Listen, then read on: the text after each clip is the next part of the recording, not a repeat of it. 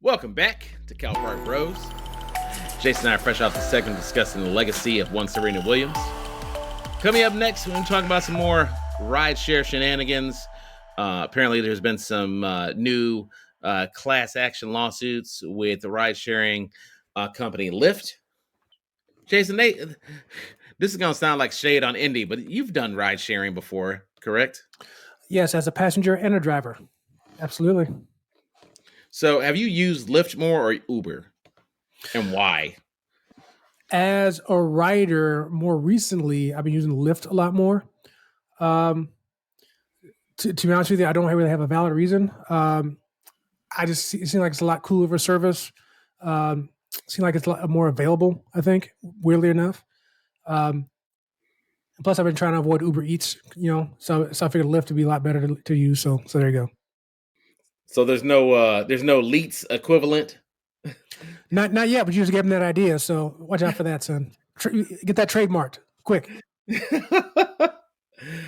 Geez, I'm having way too much fun with that. So back to these lawsuits, dog.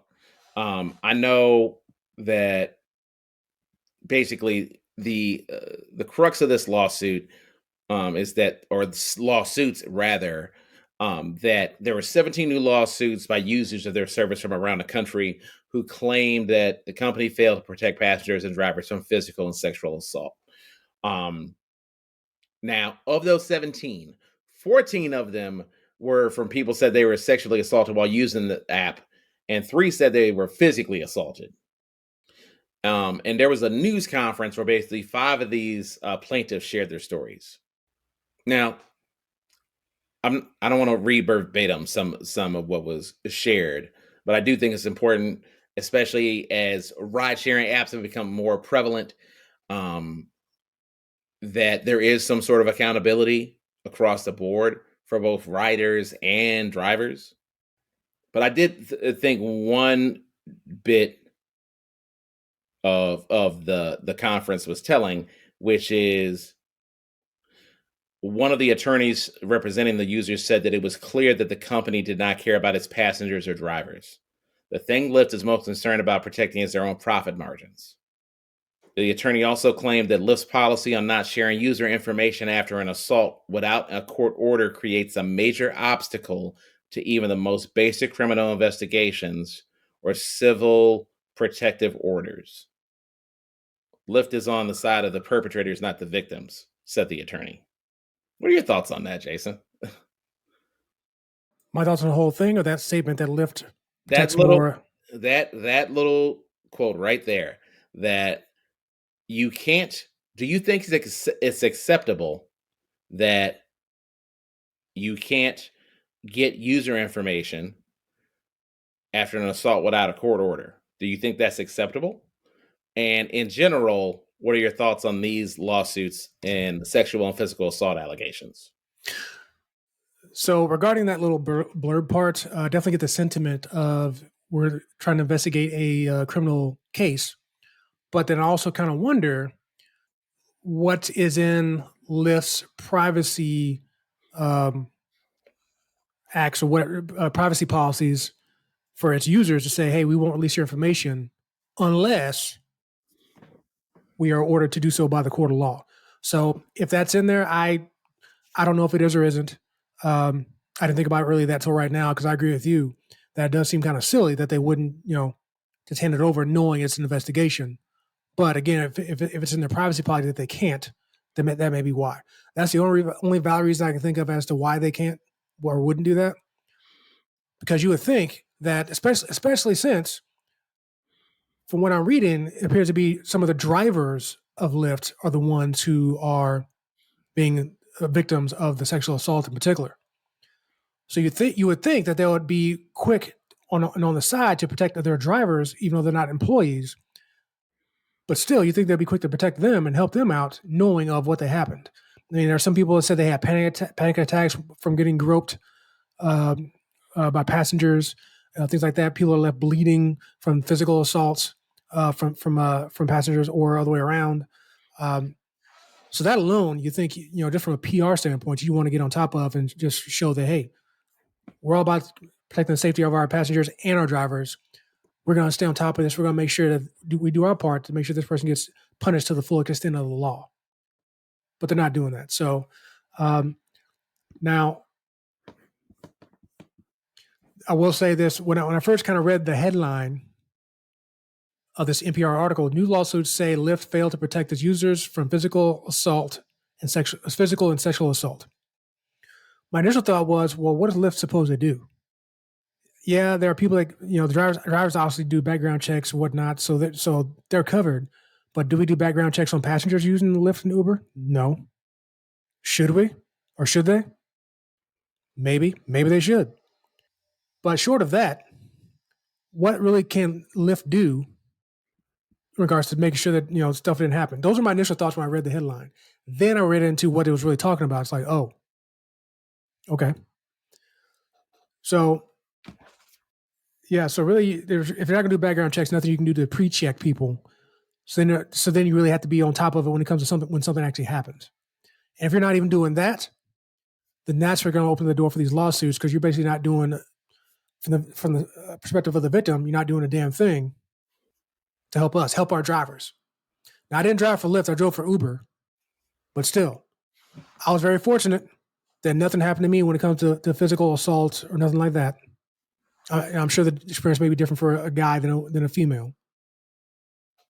But again, looking back on it and considering what could have happened, because I wasn't driving a cab, I didn't have like any partition protecting me. It's pretty much me in the driver's seat and somebody in the back seat, be it right behind me in the middle or on the other side in the back, that I'm not paying attention to. So they can easily pull out something and hurt me, whatever. So I recognize how fortunate I was for all the time I did that in both St. Louis and in Indianapolis. Then nothing happened to me. But if something did, I would want to know to go to Uber or Lyft in this case to say, hey, this happened to me. I'm pressing charges. What are you doing to help? The police need information from you. Are you going to give it to them? And if I was going to find out that they're not going to give it to you without a court order, I'd probably be sure as hell be wondering, well, why the hell not? So from the victim side of it, I certainly get it. But I would definitely need some more perspective, which I can maybe look into while you're at the talk next, to see what reasoning would Lyft have to kind of be hesitant at all to not be quick to help out any investigation when it comes to any type of crime going against their drivers or passengers. Well, the one thing that I thought about when I first heard about they won't give up this information without a court order. Most companies, when law enforcement is involved, will hand this stuff over. They may not just hand it over because Joe Schmo, Saul Goodman, attorney at law, says, hey, I need this. And I wonder if that's the difference in when Lyft will give this information out. Another thing that I thought was interesting is that this is something I actually didn't know about until literally yesterday, is that Lyft has a policy where you can actually order a ride for somebody else, which of course has the one interesting byproduct of, I put in the order for the ride, but I'm not the person actually in the car. And God forbid if I happen to do this for the wrong person and they start making an ass out of themselves. See what I'm saying? Now, something I thought was also interesting is that these attorneys and victims were also proposing that cameras be installed inside all Lyft vehicles. I don't even think Uber has all that. I think Uber pretty much says, hey, if you, the driver, want to do that, you're welcome to do that. But what these attorneys and victims are stating is that they want it to be official Lyft policy. So it's effectively part of the kit if you decide to ride it going forward. How we share your information on a need-to-know basis. We may also share your information as follows: with portal providers, which we use to collect and process your information, and with other services providers that provide us services and tools related to managing our recruiting and hiring practices, with your references, prior employers, and other organizations to identify you so they can provide a reference within a corporate group, with regulators, courts, law enforcement, tax authorities in course of litigation, or with other entities and circumstances where the company is under an obligation to do so by law. Now, that last one, and this is from the Lyft website, and this is the Lyft. Now, this is more for drivers, but this is for the Lyft candidate privacy policy. Like I said, last one, with the regulators, courts, law enforcement, tax authorities in course of litigation, or with other entities in circumstances where the company is under obligation to do so by law. So basically, they're saying they're not going to share information, essentially, unless it's required to by law, i.e., a court order. So again, even though that's specifically for drivers, the rider policy is similar. So that goes into what I was saying before, that they're probably not going to share information willingly unless a court says, hey, you got to do this. You got to give it up. We need this. So now, I guess the question should be is, where's that line of,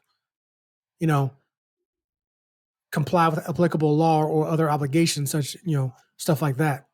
Is the fact that there's a case good enough? The fact that an incident happened, is that enough for me to get the information up, or does it have to be court ordered to do so? Based off what we're talking about in this article, it seems to be the latter. So, like I said, if they're following their own policy, is what it is. Be mad at the policy, which is fine. Maybe there's something they'll change out these lawsuits, depending on how they play out. You all know how that goes. Sometimes when people get sued and lose, that's when they start changing policies, changing rules.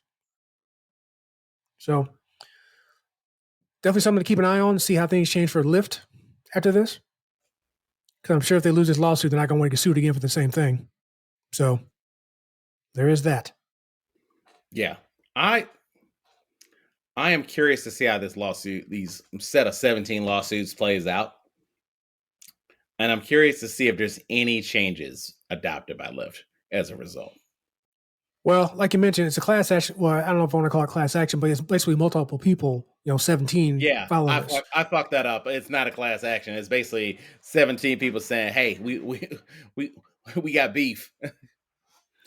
But it's definitely a fair amount of beef. So if they lose, I'm sure the payout will be somewhere in probably the, close to $100 million. Again, the 17 people, each one of them gets $5 million or, $10 million. There you go.